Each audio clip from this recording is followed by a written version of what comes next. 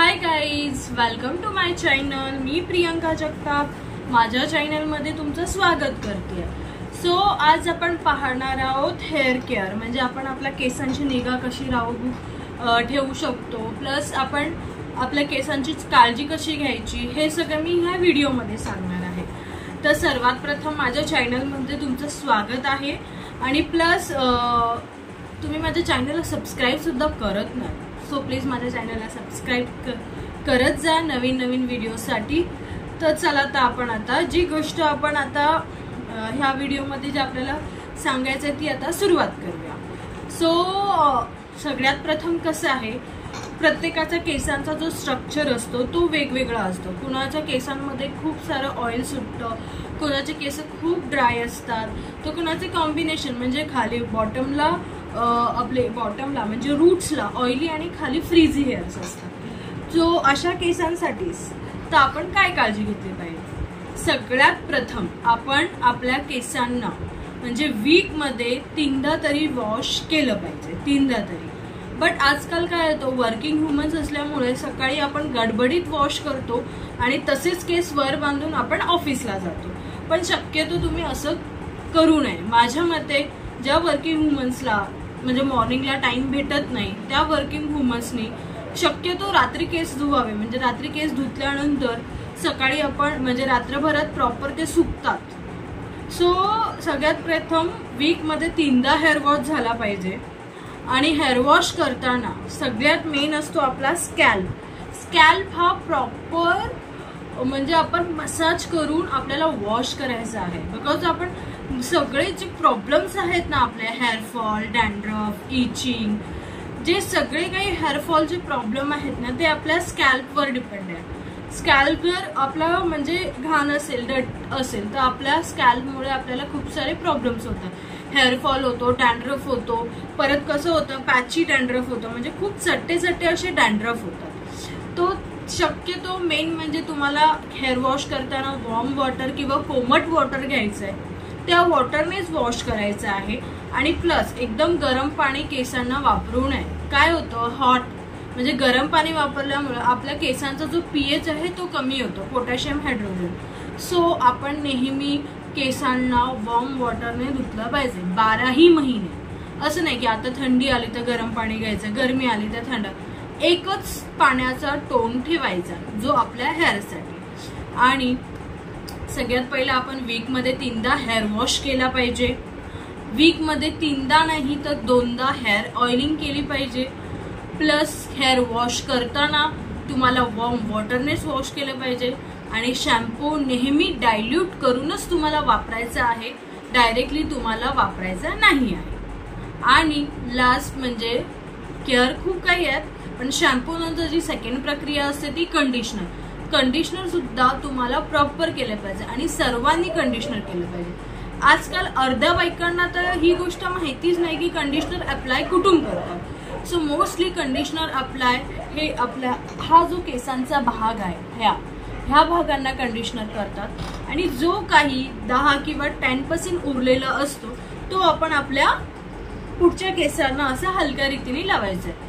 Conditioner ही आपल्याला roots मध्ये अजिबात लावायचा नाही आहे। आणि कंडिशनर वॉश करताना पूर्ण क्लीन वॉटर वॉश झालं पाहिजे, पूर्ण क्लीन अशा प्रकारे, म्हणजे आपलं पूर्ण क्लीन वॉश झाल्या की आपल्या केसांमध्ये कंडिशनर राहत नाही। प्रत्येकांचं म्हणजे जसं की आता माझ्या सलून मध्ये काही लेडीज येतात त्या म्हणतात की कंडिशनर लावल्यामुळे माझे केस खूप सुळसुळीत होतात, डॅन्ड्रफच होतो। ह्याचं मेन कारण काय आहे की लेडीज आहेत ना प्रॉपर हेअर वॉश करत नाही।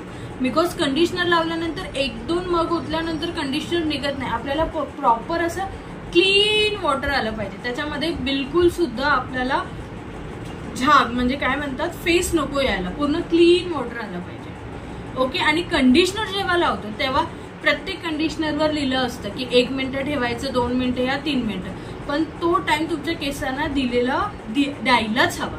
बिकॉज आता जो जे वातावरण आहे, क्लायमेट आहे, त्या क्लायमेटमुळे आपले केस हायपर ड्राय होतात आणि त्या ड्रायनेसमुळे हेअरफॉल होतो, खूप साऱ्या गोष्टी होतात। तर त्याच्यासाठी तुम्ही कंडिशनर करणं हे मस्ट इम्पॉर्टंट आहे।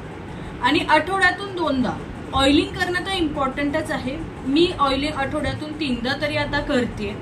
सो तुम्ही 2दा तरी करा.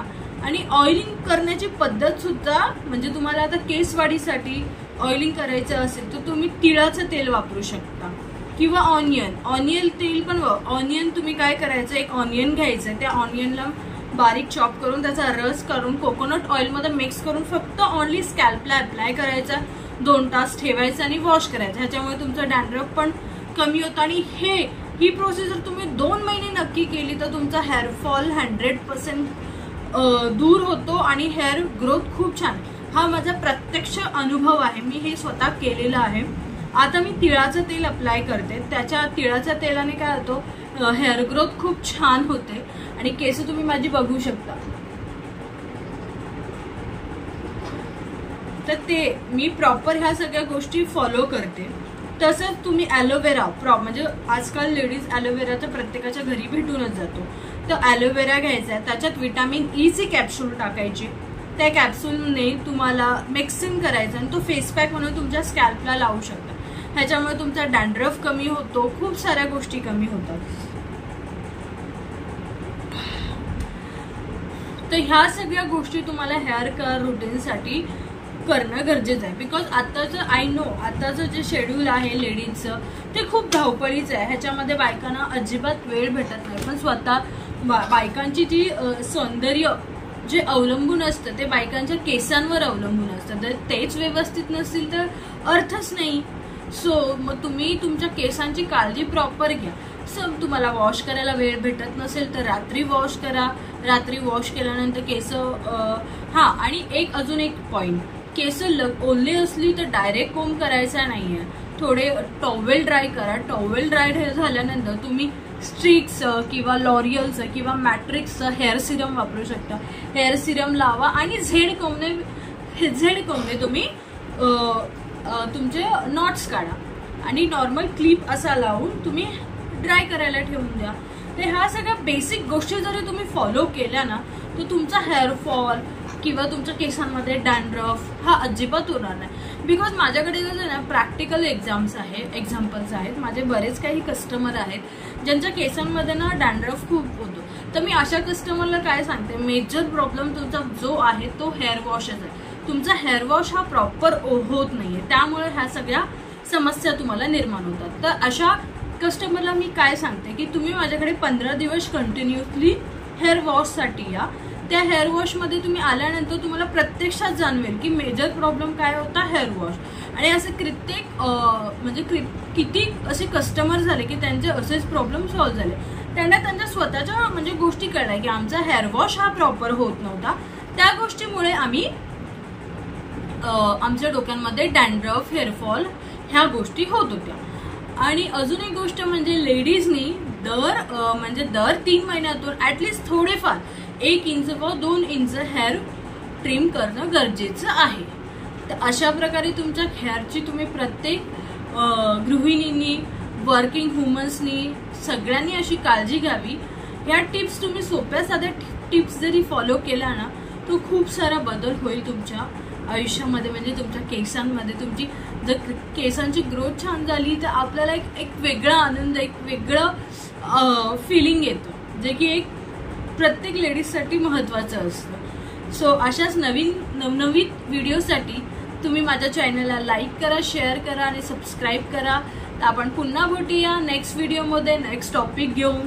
चला तर बाय, पुन्हा भेटूया.